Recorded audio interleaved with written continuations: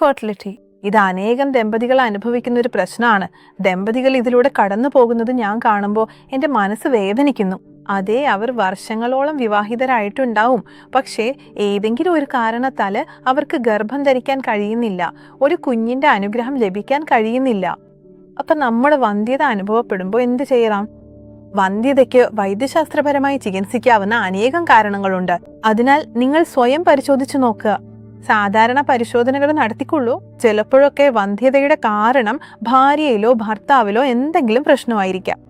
അതിനാൽ ദമ്പതികൾ ഭർത്താവും ഭാര്യയും ഒരുമിച്ച് ഡോക്ടറെ സമീപിച്ച് പരിശോധന നടത്തുന്നത് വളരെ അത്യാവശ്യമാണ്.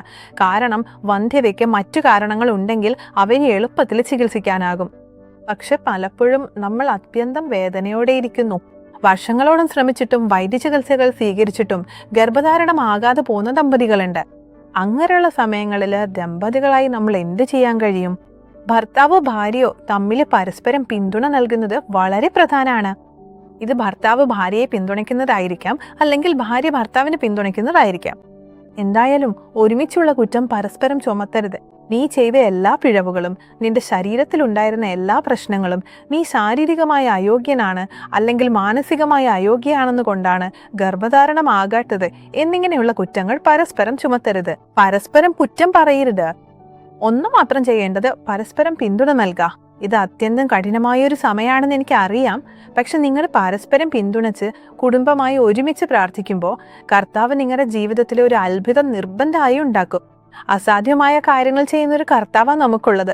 അതിനാൽ നമ്മൾ വിശ്വസിക്കുമ്പോഴും ശുദ്ധമായ ഹൃദയവും ശുദ്ധമായ ആത്മാവും ഉണ്ടാകുമ്പോഴും ഭർത്താവും ഭാര്യയും ഒരുമിച്ച് ഐക്യപ്പെടുമ്പോഴും ഒരുമിച്ച് പ്രാർത്ഥിക്കുമ്പോഴും കർത്താവ് നമ്മെ അനുഗ്രഹിക്കും. ഇന്ന് നിങ്ങൾ വന്ധ്യതയുമായി പോരാടുന്നവരാണെങ്കിൽ പരസ്പരം ശക്തിപ്പെടുത്തുക, ഒരുമിച്ച് പ്രാർത്ഥിക്കുക. കർത്താവ് നിങ്ങളെ ദമ്പതികളായി നിർബന്ധമായും അനുഗ്രഹിക്കും.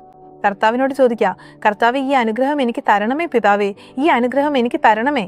മെഡിക്കലായി അസാധ്യമായിരിക്കാം, ഡോക്ടർമാർ കൈവിട്ടിരിക്കാം, എങ്കിലും നിങ്ങളുടെ ജീവിതത്തിൽ അസാധ്യമായ കാര്യങ്ങൾ ചെയ്യുന്ന ദൈവമാണ് കർത്താവ്. കർത്താവ് നിങ്ങളെ നിർബന്ധമായും അനുഗ്രഹിക്കും. ഞങ്ങൾ അടുത്തിടെ കേട്ട ഒരു സാക്ഷി എനിക്ക് ഓർമ്മയുണ്ട്. ഒരമ്മ തൻ്റെ മരുമകൾക്ക് വേണ്ടി പ്രാർത്ഥിച്ചു. അവൾ 10 വർഷം നീണ്ട വന്ധ്യത അനുഭവിച്ചവളായിരുന്നു. സ്റ്റെല്ല ദിനകരന്റെ മുതിർവൈദിയും കണി എന്ന പരിപാടിയിൽ നടത്തിയ പ്രാർത്ഥനകളിലൂടെ ആ മരുമകൾക്ക് ഒരു മനോഹരമായ കുഞ്ഞ് ലഭിച്ചു.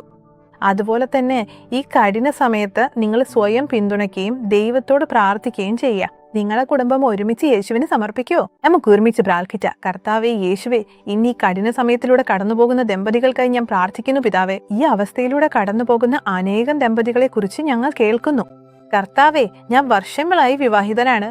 വർഷങ്ങളായി ഞാൻ ഈ പ്രശ്നത്തിൽ പാടുപെടുന്നു. പക്ഷെ എനിക്കൊരു കുഞ്ഞ് ലഭിച്ചിട്ടില്ല. കർത്താവേ, ഇന്ന് ഞാൻ അവർക്കുമേൽ നിന്റെ അനുഗ്രഹം വരണമെന്ന് പ്രാർത്ഥിക്കുന്നു. അവർ ഒരുമിച്ച് ഐക്യത്തോടെ കഴിയട്ടെ. ഇതുകൊണ്ട് അവരുടെ ഇടയിൽ യാതൊരു കലഹവും ഉണ്ടാകരുത്. ഇതുകൊണ്ട് ആരും ദമ്പതികൾ തമ്മിൽ പരസ്പരം കുറ്റം ചുമത്തരുതേ. ഇത് നിന്റെ തെറ്റാ. അവർ പരസ്പരം കുറ്റം ചുമത്തരുതേ പിന്നാരെ.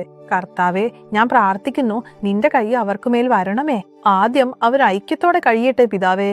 അവർ ഐക്യത്തോടെ കഴിയുമ്പോൾ നീ അവരെ ഒരു കുഞ്ഞുകൊണ്ട് അനുഗ്രഹിക്കും. അവരൈക്യത്തോടെ കഴിയുമ്പോൾ നീ ഈ അനുഗ്രഹം അവർക്ക് നൽകും പിതാവേ. ലോകത്തിൽ നിന്നോ കുടുംബങ്ങളിൽ നിന്നോ സുഹൃത്തുക്കളിൽ നിന്നോ അവരെക്കുറിച്ച് മോശം പറയുന്നവരിൽ നിന്നോ ഒന്നും അവരെ ബാധിക്കരുതേ പിതാവേ. കർത്താവേ, ഈ കുടുംബങ്ങളിലെ നിന്റെ സമാധാനത്തിന്റെ കൈവിരൽ വരണമേ കർത്താവേ. ശരിയായ സമയത്ത് അവരെ ഒരു കുഞ്ഞുകൊണ്ട് അനുഗ്രഹിക്കണമേ. ശരിയായ സമയത്ത് കർത്താവേ, അവർ ഈ അനുഗ്രഹം സ്വീകരിക്കട്ടെ. അവരെ സ്പർശിച്ച് അനുഗ്രഹിക്കണമേ പിതാവേ. അമ്മയെ സ്പർശിച്ച് അവളെ ഒരു കുഞ്ഞുകൊണ്ട് അനുഗ്രഹിക്കണമേ പിതാവേ. അവരുടെ ജീവിതത്തിൽ ഈ അധിക അനുഗ്രഹം ലഭിക്കട്ടെ. യേശുവിന്റെ നാമത്തിൽ ഞങ്ങൾ പ്രാർത്ഥിക്കുന്നു. ആമേൻ.